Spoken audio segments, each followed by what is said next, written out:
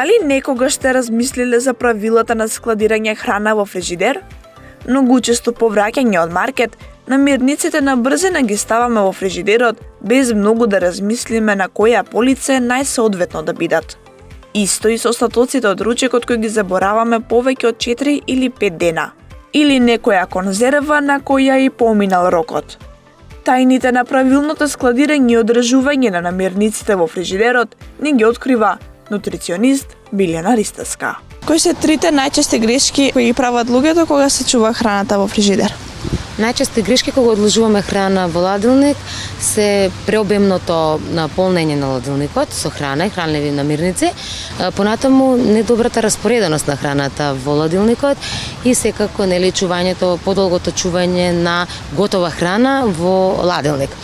Зошто е тоа така? Заради тоа што кога го ладилникот ни е преполнет со храна и хранливи намирници, протокот на воздух во истиот не е секаде рамномерен, а со самото тој температурата на ладење не е секаде подеднакво распоредена.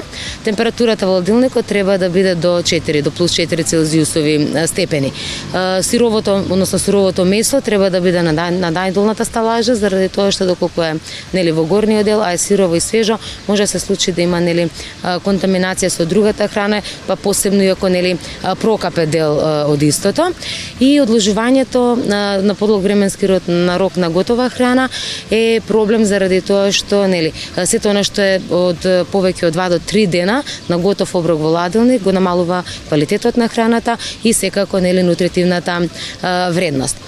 Протокот на воздух, температурата и свежината на намирниците е она на кое треба да обрнувате најмногу внимание.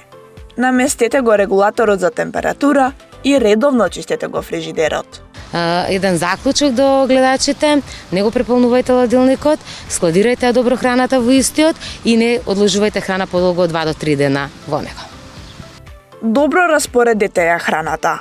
Месото треба да го чувате на најдолната полица. Не заборавајте редовно да го проверувате рокот на намирниците и не ја чувајте приготвената храна подолго од 3 дена.